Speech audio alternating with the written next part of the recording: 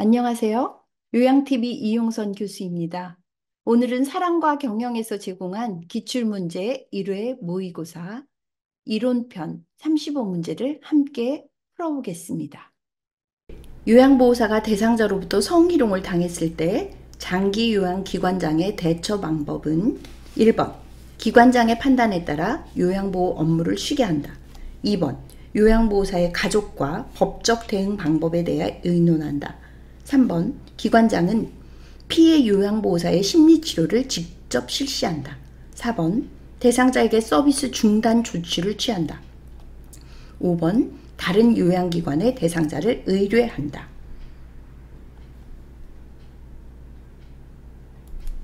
네, 정답은 4번입니다. 기관장의 판단에 따르는 것이 아니라 기관의 성희롱 지침을 문서화하거든요.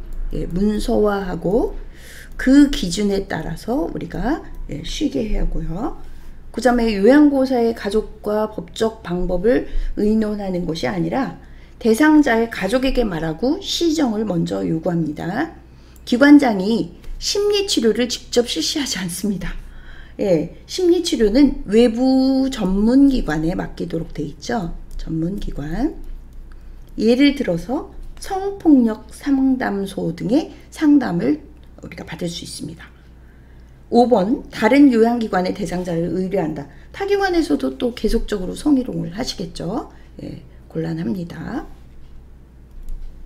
12번 요양보호사가 지켜야 될 직업윤리 원칙으로 옳은 것은 1번 장기요양 등급을 높게 받을 수 있게 도와준다. 2번 업무 수행을 위해 자신의 건강을 철저히 관리한다. 3번 대상자가 실수를 하면 꾸짖어 재발을 방지한다. 4번 추가 서비스를 요구하면 본인 부담금을 추가로 받는다. 5번 대상자를 선별하여 동료 요양보호사와 서로 교차 서비스한다. 네, 정답은 2번입니다. 업무 수행을 위해 요양보호사 스스로 건강을 철저히 관리하셔야 되죠. 장기요양 등급을 높게 받을 수 있도록 한다. 이거는 부정한 방법이죠. 또 실수하면 꾸짖는다. 우리가 꾸짖지 않고요. 뭐 자세히 설명해 드린다. 그렇게 바꾸면 좋을 것 같습니다. 4번은 서비스에 대해서 우리가 물질적 보상을 받을 수 없습니다. 그 다음에 대상자를 선별할 수도 없을 뿐더러 우리가 서로 교차 서비스 하는 것은 안 됩니다. 13. 요양보호사의 윤리적 태도로 옳은 것은 1번 대상자와 수직적인 관계를 강조한다. 2번 대상자보다 가족의 의견을 우선으로 반영한다. 3번 서비스를 제공 시 정해진 원칙과 절차에 따른다. 4번 업무가 어려운 경우 대상자와 의논하여 절충한다. 5번 장기요양급여 제공 기록지에 보호자의 요구사항을 기록한다.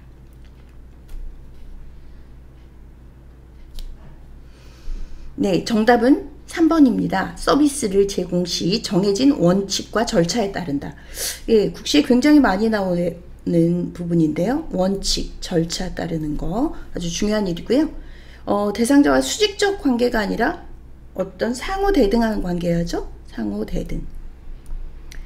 가족의 의견을 우선으로 하는 것이 아니라 가족의 의견보다 대상자의 의견을 우리가 우선적으로 해야 되고요.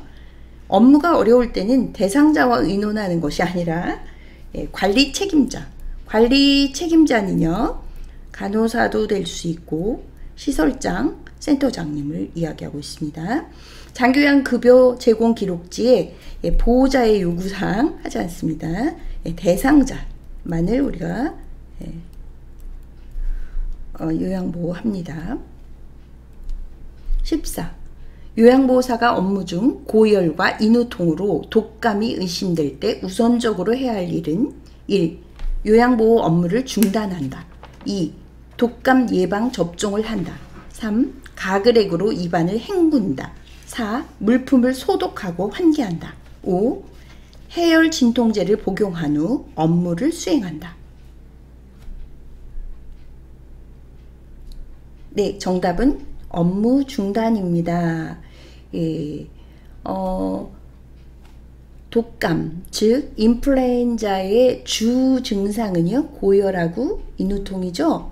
네, 38도 이상, 네, 고열과 인후통, 침 삼킬 때 아픈 부위, 네, 그것이 독감의 증상이고요. 독감 예방 접종은 우리가 지금 독감을 앓고 있을 때 하는 것은 곤란하겠죠.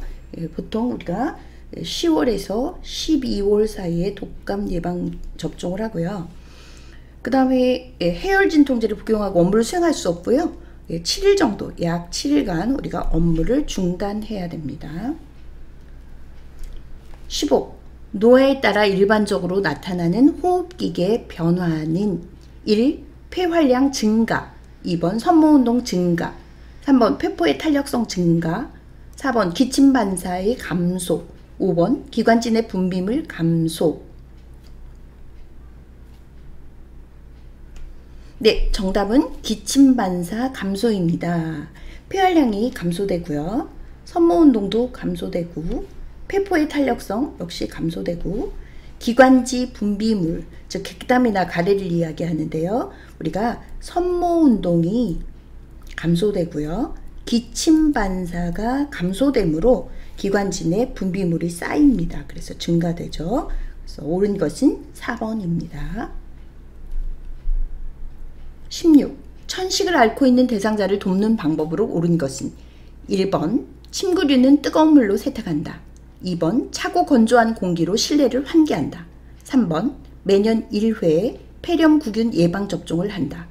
4번 운동 직후 기관지 확장제를 사용한다. 5번 벽난로를 이용하여 집안을 따뜻하게 한다.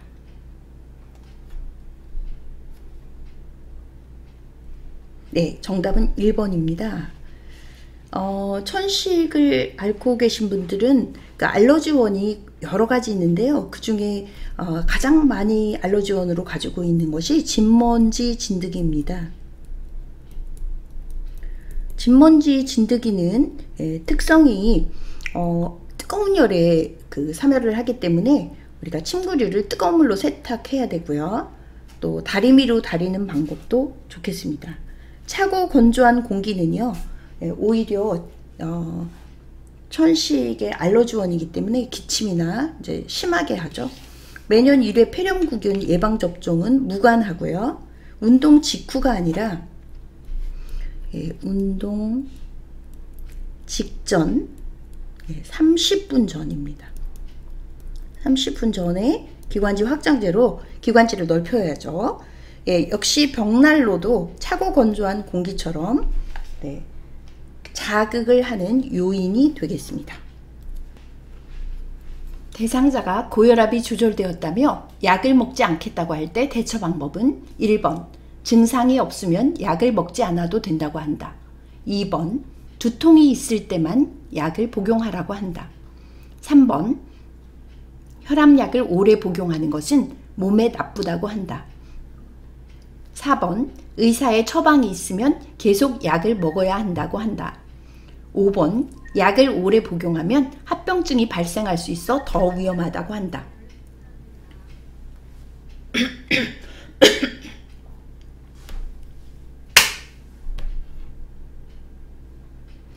대상자가 고혈압이 조절되었다며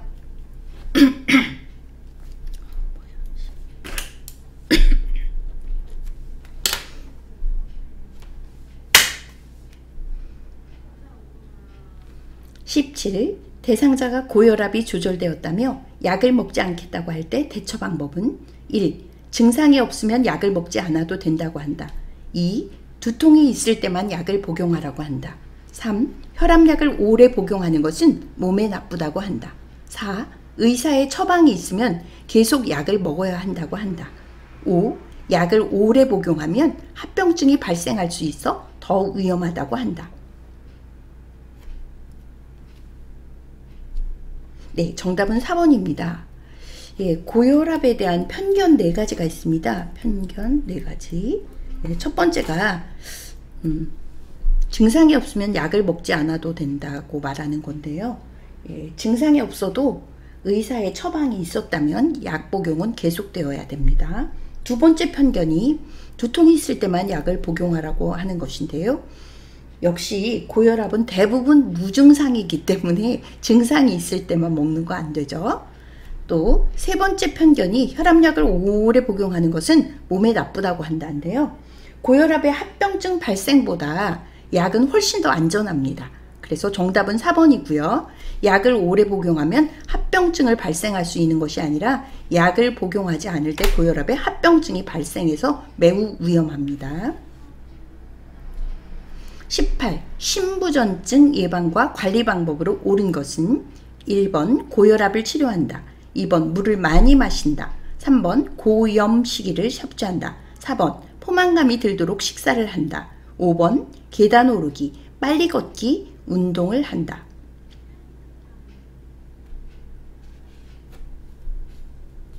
네, 정답은 고혈압을 치료한다입니다. 신부전증 원인들 중 하나가 고혈압입니다. 예, 2번 물을 많이 마신다 했는데요. 예, 물은 제한합니다.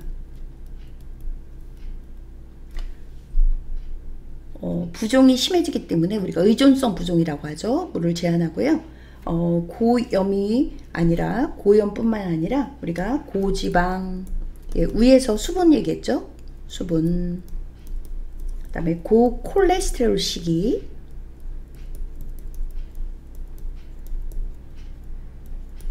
예, 등은 우리가 제한합니다.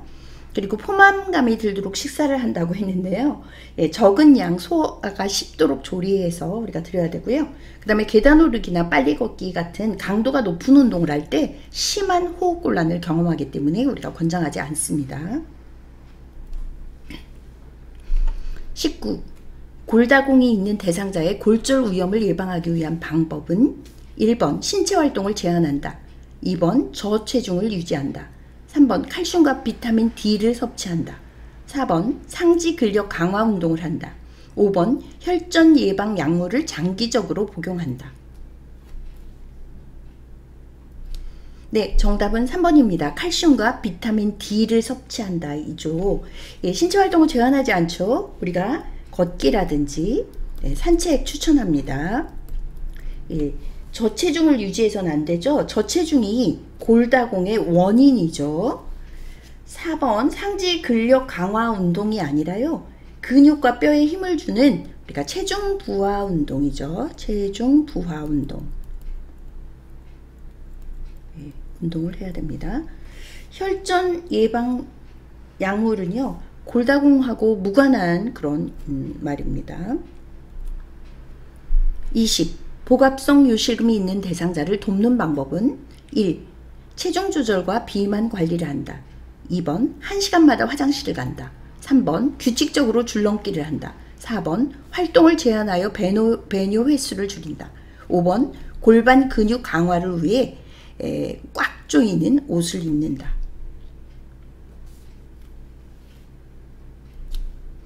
네, 정답은 체중 조절과 비만 관리입니다. 비만은 복부의 압력을 증가시키므로 우리가 비만 관리하는 것이 좋고요. 1시간마다 가는 거 아니죠? 예, 우리가 빈뇨는 2시간 이내에 화장실을 가는 거죠. 그래서 그것보다 길게 배뇨 훈련을 해야 되고요. 그 다음에 줄넘기 같은 거는 우리가 복압이 높아져서 할 수가 없습니다. 그래서 여기 5번에도 나오는데요. 골반 근육 강화 운동, 일명 케겔 운동이라고 하죠. 네. 그래서 케겔 운동을 하는 것이 좋고요. 활동은 자유롭게 해야죠. 우리가 모든 질병의 활동은 많이 해야만 오히려 유익하죠. 그리고 골반 강화 운동이 좋은 운동인데요. 꽉 조이는 옷이 안 됩니다. 조이는 옷은 방광을 누르고 자극을 함으로 우리가 피해야 될 것이죠.